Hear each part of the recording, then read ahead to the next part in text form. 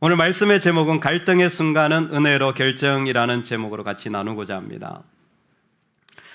추석 때 사실은 저희 모친이 지방에 있어서 좀 연휴가 길어서 주일을 보내고 어머님이 이번에는 한번 서울로 올라오시면 좋겠습니다. 이렇게 친척들 다 인사도 했을 것 같으니까 한번 올라오세요. 그랬더니 저희 어머님이 생각해 보겠다고 말씀하시고는 며칠 뒤에 안 되겠다고, 이번에 못 가겠다고, 다음에 가겠다고 말씀하시는 거예요. 그래서 여쭤봤어요. 아니, 다 친척들 인사도 다 하고 행사가 끝났을 텐데 왜 못 오세요? 그랬더니 밤 주워야 돼서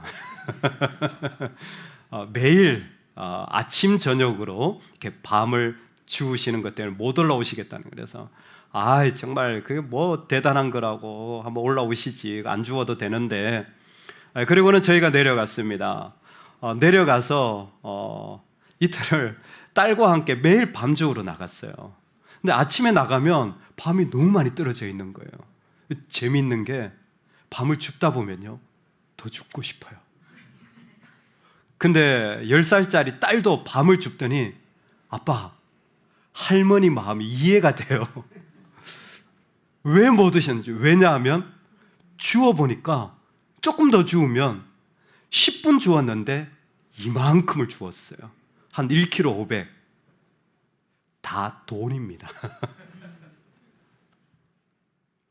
애도요, 줍다 보니까 조금 더 줍고 싶은 거예요.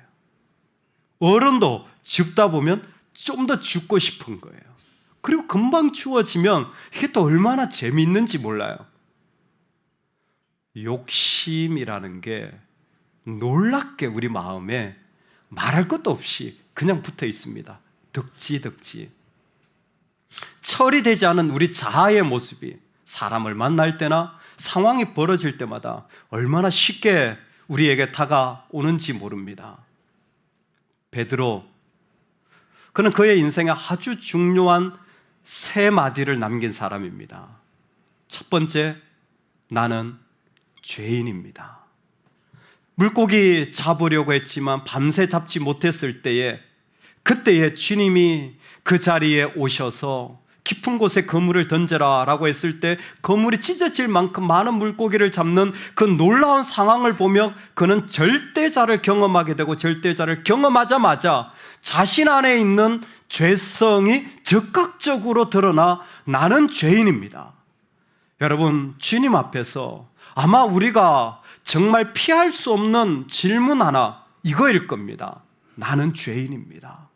아마 우리가 살아가면서 항상 맞닥뜨리며 인정할 수밖에 없는 말, 내 자녀를 대할 때도 미안해, 아빠가 죄인이야. 누군가를 대할 때도 사랑의 마음으로 대하고 싶지만 나의 죄된 모습으로 얼마나 많은 것들을 잃어버리게 합니까? 나는 죄인입니다. 두 번째, 그 주님과 다니다가 그는 주님을 바라보며 그의 삶에 경험하지 못한 일들을 경험하게 되는데, 내가 주님을 믿습니다. 마태복음 16장을 통하여 주는 그리스도시요 살아계신 하나님의 아들이라는 뜻밖의 놀라운 대답을 주님의 은혜로 말미암아 그는 대답하게 되어집니다. 나는 죄인입니다. 나는 주님을 믿습니다. 그리고 그가 한 마지막으로 고백한 가장 멋진 말은 나는 사랑합니다. 네가 나를 사랑하느냐? 3번이나 부인했던 그의 대답을 주님은 완전히 3번의 질문을 통하여 회복시켜 주셨습니다. 네가 나를 사랑하느냐? 너의 실패와 좌절 속에서도 예 주님, 나는 주님을 사랑합니다.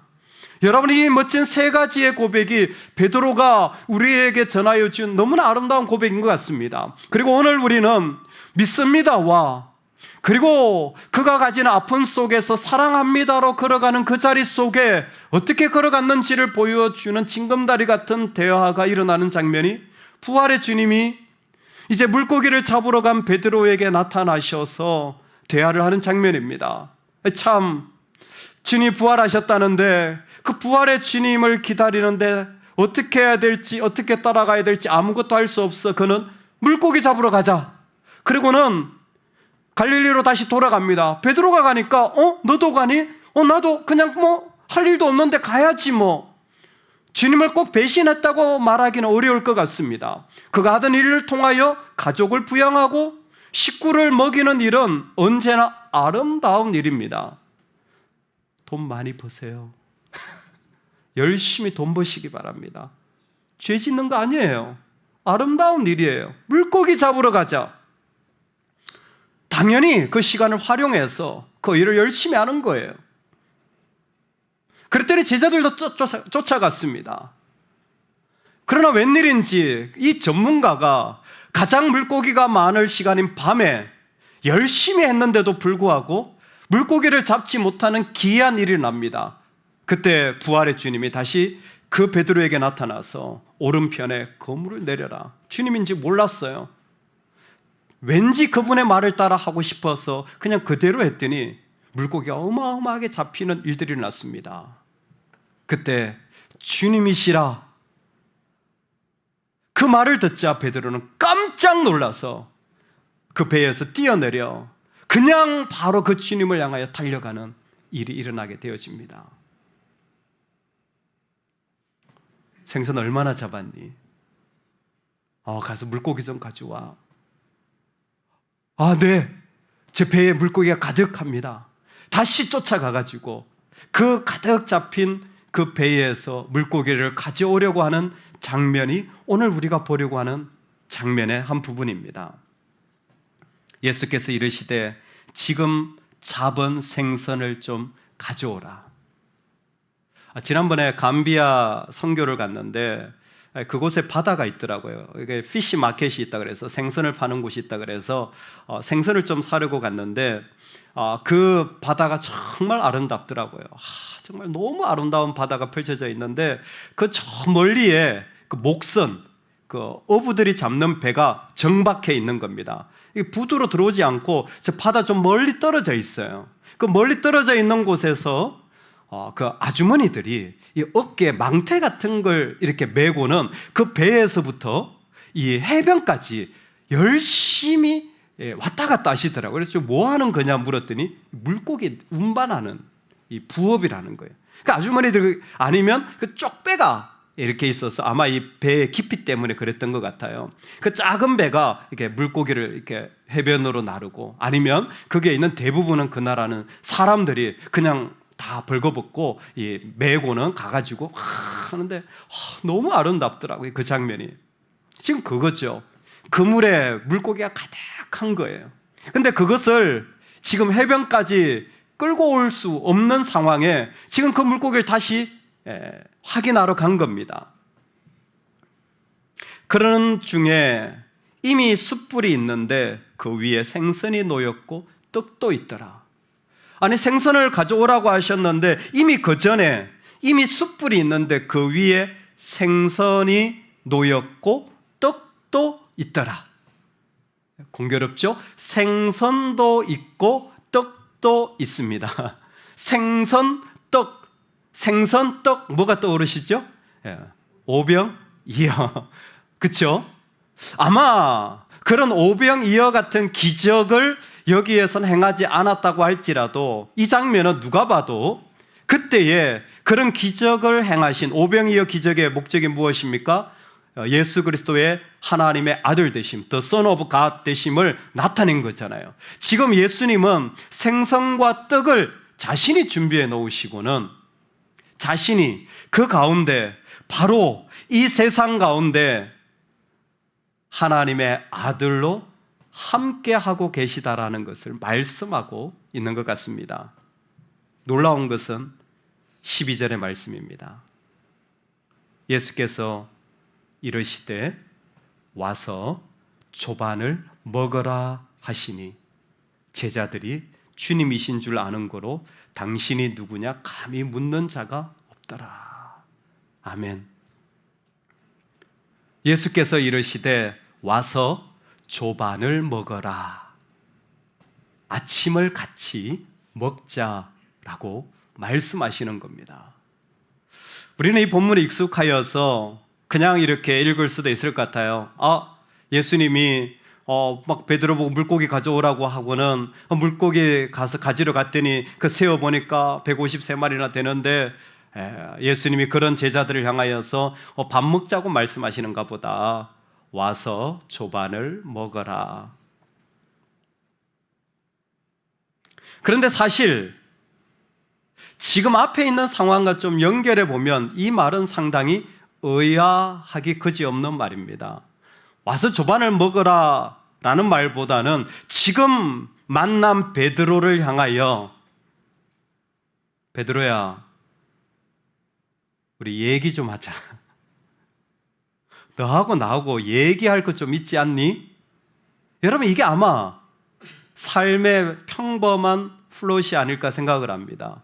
너하고 나하고 뭔가 좀 얘기를 나눠야 되지 않겠니?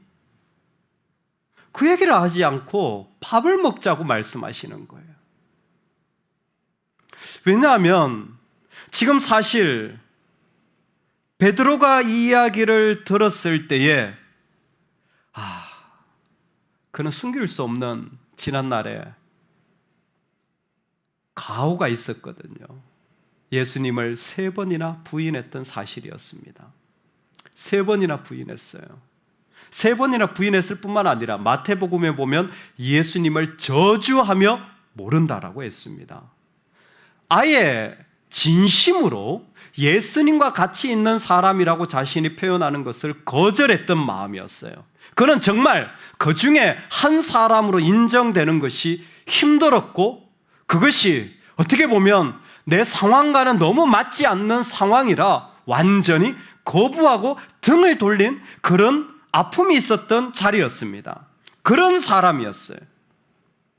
여러분, 그렇게 부인하고 난 뒤에 또 한 번의 더 큰 아픔은 무엇이냐면 예수님 일생에 가장 어려웠던 순간이 어디입니까? 십자가 사건 아닙니까? 창에 찔리시고 옷이 벗겨지고 십자가 나무, 저주라고 상징되어지는 그곳에 예수님이 수치를 당하며 그 아픔을 당하실 때 성경 어디를 찾아봐도 십자가의 자리에 베드로가 있었다라는 이름은 등장하지 않습니다. 어떤 여인들, 심지어 백부장, 이런 사람들은 등장하는데 베드로는 어디 있었던 겁니까? 내가 제일 힘들 때, 내가 제일 아플 때 말 한마디 건네주지 않고 얼굴 한번 비춰주지 않은 그 사람, 여러분, 우리는 어떻게 이해할 수 있을까요? 도대체 무슨 사연이 있었길래 사람이 그렇게 죽어가는데 가장 사랑을 많이 받은 자가 어떻게 되어진지 설명이 안 된다는 상황이 벌어집니까? 여러분, 심지어 예수님을 장사 지냈습니다.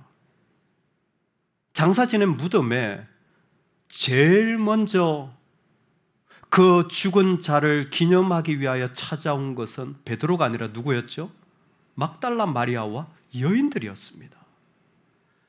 야, 해도 좀 심한 거 아닌가?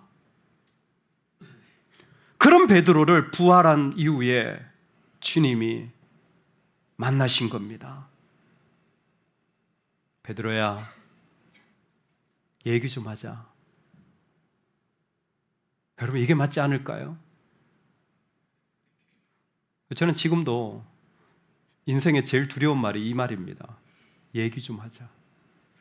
제 아내가 여보, 얘기 좀 해요. 그러면 그날부터 저는 심장이 정지돼요. 아니, 왜 얘기를 하자 그래? 그냥 말을 하면 되지. 그냥 말을 하면 되잖아요. 근데 얘기 좀 해요. 그럼 그때부터 내가 뭔가 좀 잘못했구나, 문제가 있구나. 성도님들도 가끔 저한테 목사님, 드릴 말씀이 있습니다. 여러분, 그날부터 전 밤잠을 못 잡니다. 그냥 얘기를 하세요. 그냥 그 자리에서 뭘 드릴 말씀을 다음에 해. 그냥 문자를 보내시든지. 그리고 뭐 약속 날짜를 잡고 제 심장이 떨려요. 왜? 제가 지은 죄가 많아가지고. 아니, 베드로에게 이게 정상이지 않을까요? 베드로 스스로도 아마 알고 있었을 거예요. 이걸 어떻게 설명해야 되지? 아니요. 설명은 할 수 있다고 할지라도 자신 안에 있는 부끄러움과 수치를 숨길 수는 없었을 거예요. 근데 예수님 뭐 하십니까? 얘기를 하자는 게 아니라 확인을 한번 해봐야 되는 거 아닙니까? 팩트라는 것이 있잖아요. 그거 팩트가 뭔지 먼저 세우고 나서 대화를 하는 게 기본적인 대화법 아닙니까? 근데 예수님은 와서 조반을 먹으라는 거예요. 이 말은 제자들이 한 것이 아니라 예수님이 식탁을 준비해 놓고 초청하고 있다는 사실이 참 놀랍기 그지없습니다. 왜요? 예수님은 이 땅 가운데서 꼭 하고 싶으신 게 있었는데 그게 무엇이냐면 바로 은혜의 사역을 하고 싶으셨기 때문이에요.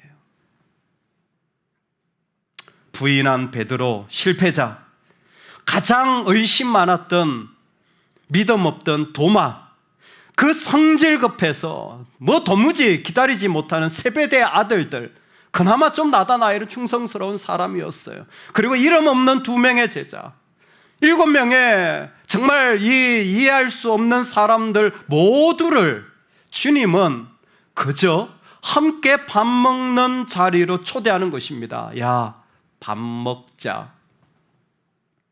그리고는 우리에게 몇 가지 이미지를 보여주시는데 이 이미지는 그냥 단순히 밥을 먹는 게 중요한 것이 아니라 주님 안에 있는 마음을 표현하는 아주 중요한 모습이 그 가운데 투영되어져 있습니다. 첫 번째는 생선과 떡을 준비할 때였습니다.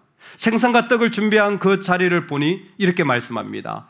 9절에 육지에 올라보니 숯불이 있는데 그 위에 생선이 놓였고 떡도 있더라. 아멘.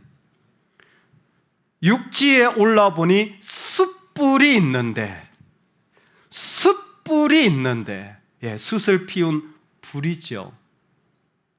이미지를 사용하고 있는 겁니다. 이 숯불이 또 언제 등장합니까? 바로 베드로가 주님을 3번이나 부인하던 그날 밤 베드로는 숯불을 쬐고 있었습니다. 우리는 쉽게 지나가지만 하나님의 은혜는 곳곳에 스며져 있습니다. 우리는 주님을 부인하는 자리에서도 주님은 그 속에 자신의 은혜를 숨겨 놓으셨어요. 추위에, 동시에 죄책감에 떨며 어떻게 하지 못하는 베드로가 불을 쬐고 있던 그 장면, 하나님은 그를 향한 은혜를 놓치지 않았습니다. 그리고 그 주님을 부인하고, 다 좋은 이유예요. 어쨌든 물고기 잡으러 가버린 그 베드로를 향해 주님은 다시 숯불을 준비하며 초대하는 것이었습니다. 사라지지 않는 그분의 마음이 그 자리에 표현된 것이죠. 또 하나의 이미지가 등장을 합니다. 이번에는 베드로가 물고기를 잡았는데 그 물고기를 세게 대어지어, 예전에는 세지 않았어요. 그냥 찢어질 정도였습니다. 그런데 그 물고기를 세니까 153마리라, 153마리라. 초대 기독교의 어거스틴이라는 분은 153마리라는 것에서 3이라는 것을 특정하여서 이게 3이니까 삼위일체 하나님을 상징하는 거야. 그래서 이것은 트리니티, 삼위일체 하나님의 역사야 라고 해석하신 것도 있고요. 중세는 153마리니까 50씩 잘라가지고 50은 이스라엘의 희년이니까 그래가지고 하나님이 희년의 역사를 일으킨 거야 라고 해석한 해석도 있는데 저는 다 동의가 잘 안 됩니다. 그렇다고 딱히 153이라는 숫자의 의미를 정확하게 해석하기도 어렵습니다. 제가 이 시대에 우리가 해석할 수 있는 가장 좋은 해석은 뭘까요? 모나미 볼펜 153. 그 정도 외에는 153이라는 숫자에 대한 해석이 쉽지는 않은 것 같습니다. 다만 성경적으로 본다면 하나는 분명한 것 같아요. 이렇게 많은 물고기가 있었던 것을 에스겔은 이미 에스겔서 47장에 이야기했습니다. 이 강물이 이르는 곳마다 번성하는 모든 생물이 살고 또 고기가 심히 많으리니. 에스겔의 이 이미지는 메시아가 오면 고기가 심히 많아질 것을 예언한 말씀이고, 그리고 예수 그리스도를 통하여 마지막 시대는 시작이 되어졌습니다.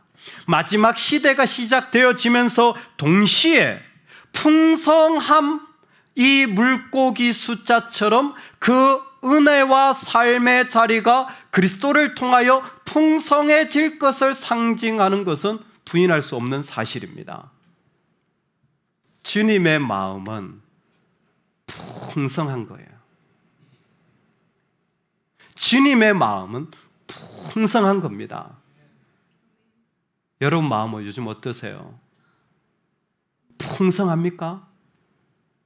정말 그 안에 풍성한 마음으로 그냥 다 주고 싶은, 같이 밥을 먹는 정도에서 끝나는 게 아니라 정말 누가 봐도 야, 참 풍성한 마음이다. 우리 주님의 마음이 지금 그러신 겁니다.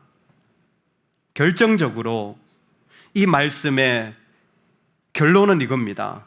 이같이 많으나 그물이 찢어지지 아니하니라. 아멘. 우리 저를 따라서 한번 믿음으로 선포하겠습니다. 은혜의 사역은 절대로 망하지 않습니다. 그물이 찢어지지 않았다라는 게 너무 중요한 상징입니다. 그물이 찢어졌어요, 처음 부를 때는. 근데 지금은 그물이 찢어지지 않습니다. 왜? 그렇게 많은데도 왜 찢어지지 않습니까? 계속해서 잡는 복음의 사역은 하나님이 이루어 가시는 사역이기 때문에 그렇습니다. 이 땅의 복음의 사역은 멈추지 않고 끝까지 이루어집니다. 할렐루야. 여러분, 은혜의 사역을 쉽게 생각하고 은혜 베푸는 걸 약하게 보시는데 아니요, 은혜의 사역은 절대 망하지 않습니다. 왜냐하면 그 핵심이 말씀이기 때문에 그래요. 그 말씀이 구원을 이루어내는 이 물고기 잡는 사역은 절대 망하지 않습니다. 하나님은 그 사역을 지금도 이루어 가시는 것을, 그물이 찢어지지 않는 것으로 우리 가운데 말씀하여 주고 있습니다. 이 땅을 살아가면서 말씀을 가지고 주의 은혜를 따라 살아가는 우리의 삶의 자리를 하나님은 지금도 이끌어 가시고 그 사역을 곳곳에서 이루어 가십니다. 얼마 전에 한 분이 가이 코엔이라는 분을 소개시켜 주셨습니다. 어떤 분인가 한번 찾아봤어요. 근데 코엔이라는 이름이 독특했습니다. 코엔이라는 이름 자체가 독특한 사람이에요. 왜냐하면 히브리어로 이 말이 대제사장을 말하기 때문입니다. 구약에 나오는 제사장 있죠. 그게 코엔이에요. 그 사람들이 코엔입니다. 그런데 오늘날 21세기 2023년에 이름에 가이 코엔이라 붙인 거예요. 이거 뭐 볼 것도 없이 유대인이고, 유대인 중에서도 제사장 집안이고, 제사장 집안 중에서도 아론의 직계 계열 집안이라는 거죠. 정통 유대인 중에서도 랍비 그룹 이상에 속하는 아주 뭐 철두철미한 그런 이 생물학적 태생을 가지고 있고, 그런 교육과 환경 속에서 이 사람들이 코엔 집안이에요. 가이 코엔. 뭐 이름만 들어도 벌써 이 제사장, 대제사장 그 집안인 거예요. 이 사람이 길을 걸어가는데 어떤 한 사람이 정중하게 다가와서 인사를 하고는 제가 선생님께 선물을 하나 드리고 싶습니다. 자기는 볼일 보러 가는데 선물을 드리고 싶다 그래서 뭡니까 그랬더니 책을 하나 이렇게 주더래요.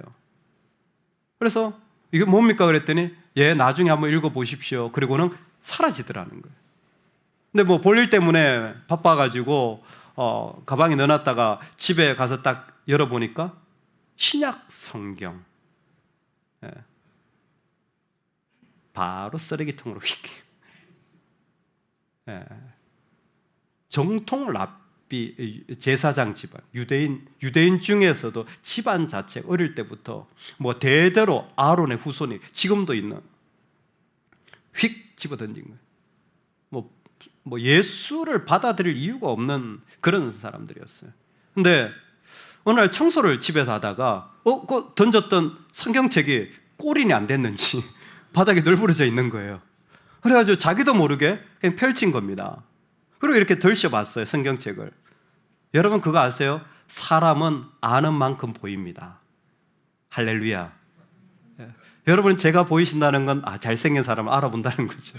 그런 말이 아니라 성경 읽을 때 보면 내가 아는 게 있으면 눈에 띄고요. 모르는 거 있으면 그냥 넘어가는 거예요. 그러니까 말씀을 배우는 게 참 중요하죠. 이번에 성경을 이렇게 그냥 덜치었는데 아는 게 나온 거예요. 그게 딱 보인 거예요, 눈에. 그러니까 그걸 읽게 되는 거죠. 어떤 장면이었냐면 예수님께서 예루살렘에 입성하실 때 나귀를 타고 입성하시는 장면이에요. 이거 내가 아는데. 왜냐하면 그 장면이 어디를 인용한 겁니까? 스가랴서 9장 9절을 인용한 거예요. 구약에 대해서는 이 사람 완전 정통하거든요. 이거 스가랴서 나오는 이야기인데? 나는 예수라는 사람이 메시아라고 완전히 부인했는데 그 스가랴서 예언이 이렇게 성취된 줄을 처음 한 거예요. 스가랴서 말씀이 똑같이 이렇게 나온 게 너무 신기한 거예요. 분명히 스가랴서에 있는 그 예언인데 어떻게 똑같은 모습이 여기에 이루어질 수가 있지? 이분이 여기에 마음에 놀라움을 받고 성경을 읽는데 완전히 구약의 모습이 그대로 이루어진 거예요. 자신이 구약의 전문가니까 구약을 읽을수록 신약이 너무 분명해진 거예요. 지금 목사님 되셨어요. 목회를 하시고 그분이 사역단체를 만드셨습니다. 멀시 네트워크, 자비사역. 불쌍히 여겨주세요. 은혜를 나눕시다. 여러분, 주님의 말씀은 지금도 그 은혜를 인하여 흘러가고 있습니다. 주님은 지금도 그 은혜가 흐르도록 우리를 부르시는 거예요. 은혜 사역은 절대 약하지 않습니다. 여러분, 은혜 사역은 아무것 아닌 것처럼 보여도 망하지 않는 마지막 사역입니다. 은혜가 흘러가게 되어져요. 여러분, 은혜가 흘러가면서 베드로는 그 삶의 자리에서 나는 죄인입니다. 나는 믿습니다. 그리고는 드디어 어디로 갑니까? 나는 주님을 사랑합니다. 이 장면으로 가게 되는 거예요. 이때 예수님이 아주 중요한 도전을 베드로에게 하시게 되어지죠. 요한의 아들 시몬아, 시몬은 베드로의 다른 이름이죠. 원래 이름입니다. 시몬아, 네가 나를 사랑하느냐?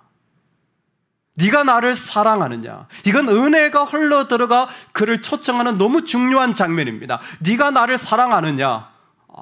아가포스 메 플레온 투톤. 제가 헬라를 일부러 말씀을 드리는 겁니다. 구체적으로 말 그대로 하면 네가 these 복수 이것들보다, 그래서 아마 여러분 성경의 간주를 찾아보시면 이 사람들 또는 이것들보다라는 관주가 반드시 달려져 있을 거예요. 왜냐하면 언어 자체가 이것들보다 나를 더 사랑하느냐라는 언어로 적혀져 있기 때문입니다. 이때의 이것들보다는 우리 성경에 있는 말씀 그대로예요. 이 사람들을 상징하는 겁니다. 그런데 베드로를 이해할 때 사실 앞에 있는 본문과 어떤 본문 물고기 잡으러 가자 153마리나 되는 그 물고기를 잡은 베드로에게 이것들보다라고 묻는 것을 본다면 이 대명사가 바로 앞에 있는 물고기들이라는 사실, 옵솔모스, 익투스라는 불려지는 이 자리인 것을 부인할 수 없습니다. 그럼 그 물고기가 뭔데? 사람들을 상징하기 때문에 네가 이것들보다, 이 물고기보다 나를 더 사랑하느냐? 이것은 베드로를 향해서 처음 주님이 불렀을 때 내가 너를 뭐라고요? 사람을 낚는 어부가 되게 하리라 라는 부르심으로 그를 초대하고 있었던 겁니다. 죄인이었던 물고기 잡는 아무것도 아닌 그에게 주님이 찾아오셔서 나의 제자, 나의 백성 되라고 말씀하신 거죠. 뭐로? 은혜로 구원받은 거예요.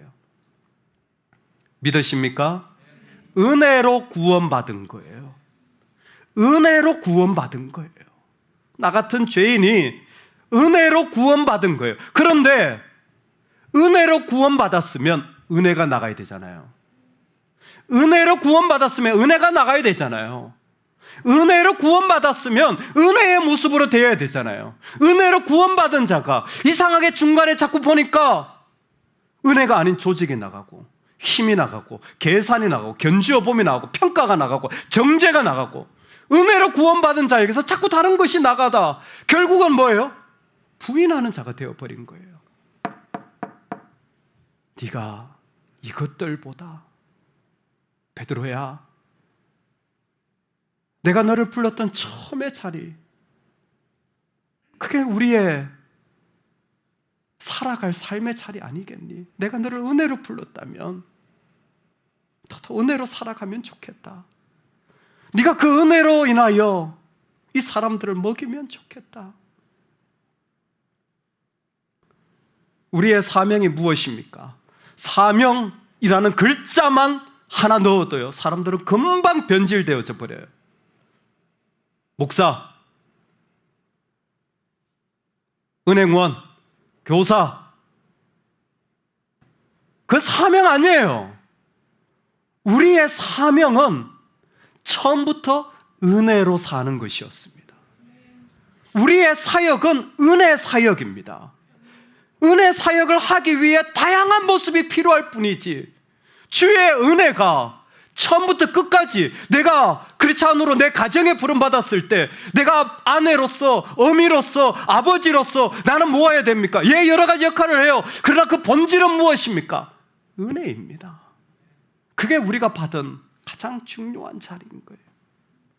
네가 이 사람들보다 나를 더 사랑하느냐? 이 물고기들보다, 아니 이 자리에서 은혜로 받은 너의 모습을 기억해 은혜 받은 자, 그러면 은혜 베푸는 자로 살아가기를 초청하고 계신 것이었습니다. 그 은혜를 먹고 마시는 자들은 전부 알게 돼요. 뭐를? 주님이 나에게 은혜 주셔서 여기에 있고 나는 주께 은혜 받은 자임을. 사도 바울이 고린도전서 이렇게 고백합니다. 내가 너희에게 전한 것은 주께 받은 것이니 곧 주 예수께서 잡히시던 밤에 떡을 가지사 축사하시고 떼어 이르시되 이것은 너희를 위하는 내 몸이니 이것을 행하여 나를 기념하라. 뭐예요? 식탁이 이루어지죠. 밥을 먹자는 거예요. 예수님의 식탁이, 예수님을 기념하는 식탁이 계속 열어지고 있습니다. 그런데 사도 바울은 그 앞에 내가 너희에게 전한 것은 주께 받은 것이니, 핵심이 이거예요. 받은 것이라는 거예요. 내가 전하고 내가 무엇 하지만 나의 핵심은 주께 받은 것이라는 거예요. 오늘 우리가 살아가는 삶의 자리에 그 은혜를 받아 살아가는 사람들을 하나님은 지금도 부르셔서 그 자리에서 누구든지 내 음성을 듣고 문을 열면 내가 그에게로 들어가 그와 더불어 먹고 그는 나와 더불어 먹으리라. 그 사람들을 마지막으로 계시록은 초청합니다. 어린 양의 혼인잔치의 청함을 받은 자들은 복이 있도다. 아름다운 잔치, 우리 신랑 되신 예수님과 우리는 마지막에 이 잔치를 누리게 될 것입니다. 누가 누립니까? 은혜로 구원받은 자들이에요. 은혜로 구원받은 삶을 살아가는 자들입니다. 한 가지 삶이에요. 그죠? 은혜 베푸는 거예요. 제가 정말 존경하고 사랑하는 목사님 한 분 계십니다. 그분이 자신의 간증을 해주시더라고요. 정말 뛰어난 능력을 가지고 계신 분이셨어요. 일단 5개 국어가 능통하신 분이에요. 5개 국어가 완전 능통하신 분이에요. 미국으로 유학을 갔다가, 유학생 중에 유일합니다. 유학을 갔다가 그 마음에 젊을 때부터 타올랐던 뜨거움을 참지 못하고 유학을 멈추고, 학위 과정을 멈추고 중국으로 선교를 갔던 분이에요. 내가 젊을 때 주님 앞에 헌신하고 살아야지. 그 뜨거운 부르심에 학위가 중요하지 않다, 인생에. 그리고는 중국에 들어가서 중국에서 특별히 이분이 관심을 가졌던 게 중국 본토인들, 중국어를 잘하시기 때문에, 그리고 이 탈북자 사역을 이 연변과 단둥 이 지역에서 하셨던 것 같아요. 거기에서 탈북자 사역 하는데 신부는 어느 학교 선생으로 비자를 얻어서 취직을 해서 영어를 가르치고 또 언어를 가르치고 그러면서 이제 탈북한 분들을 이렇게 섬기는데, 야, 정말 얼마나 그때 뭐 아시겠지만 고난의 행군이 이전에 어려웠는지 밥을 한 끼만 줘도 이 탈북한 분들이요 하루 12시간 기도한답니다. 밥을 한 끼만 줘도 성경 읽어 그러면 자리 떠나지 않고 하루에 16시간 성경 읽는데요, 앉은 채로. 그러니까 뭐 일주일이면 성경 일독을 해버리는 뭐 희한한 일들이 막 일어나고 막 은혜 받고, 근데 또 역사도 일어나지만 어려움도 많은 거예요. 사실 경험적으로 보면 거짓말을 밥 먹듯이 한다는 거예요. 그런 사회주의 어떤 현실 속에 있어서 그런지 진실을 말하는 게 없어요. 거짓을 너무 많이 말하고 배신하고 서로 신고하고 그렇게 잘해 베풀어도 먹이고 입히고 근데 막 계속 그 힘든 사역을 하는데 주변에서 그러는 거죠. 그래봤자 그거 다 의미 없어. 그 사람들 자기 살만하면 다 도망가고 배신하고 간다. 또 고발하면 또 상금도 준답니다. 아비규환 같은 일들이 몇 년이 지나고 어느 날 같이 생활을 하면서 매일 같이 밥 먹고 생활을 마음에 이래서는 안 되겠다. 그분들 말처럼 좀 가르쳐야 되겠다. 그리고는 야 쓰레기 버리지 마. 어디 쓰레기를 함부로 버려. 사람 깨끗하게 살아야지. 너 거짓말하는 거 내가 다 알아. 거짓말하지 마. 정직하게 말해. 말하기 시작한 거예요. 그러고 보니까 참 사람들의 모습이 너무 부족한 거예요. 그래서 이것도 얘기하고 저것도 얘기하고 이제 점점 가르치기 시작한 거죠. 뭐 한두 가지가 점점 가르치기 시작한 거예요. 그러다가 어느 날 이분이 택시를 탄 거예요. 중국인이 운전하는 택시인데 국경제 택시를 타고 가는데 택시 아저씨가 한참 가다가 창문을 내리고는 음료수를 밖으로 휙 집어 던지더라는 거예요. 플라스틱을. 그 모습을 딱 발견하고는 뒷자리에서 아저씨, 중국어로 했겠죠. 아저씨, 그거 버리지 마세요. 왜 쓰레기를 밖으로 버려요? 그랬더니 그 기사 아저씨가 아무런 대꾸를 안 하고 그냥 가더라는 거예요. 조금 있다 가는데 또 이게 피트병을 훅 던져버리더라는 거예요. 창밖으로. 그래가지고 아저씨 제가 말씀드렸잖아요. 그 왜 자꾸 쓰레기를 그 밖으로 던져요? 던지지 마세요. 근데 세 번째 또 그러더라는 거예요. 그 아저씨가. 그리고는 그 모습을 보고는 화가 나가지고 아저씨 택시 세우세요. 아니 왜 자꾸 그 길에다 쓰레기를 버리시냐고. 그렇게 말하는데 보니까 뒤에서 애들이 막 차로 막 달려오더라는 거예요. 이게 어떤 상황이었냐면 이 중국인 택시 기사 아저씨가 그곳에 부모를 잃어버린 고아들, 먹을 것이 없는 아이들, 특별히 북한에서 넘어온 꽃제비들 어디 있는지 아는 거예요. 개들이 모여 있는 곳에 마실 거라도 준 거예요. 근데 이게 꽃제비들한테 이게 그냥 잘못 줬다가는 이게 또 문제가 될 수 있으니까 그냥 가면서 던진 거예요.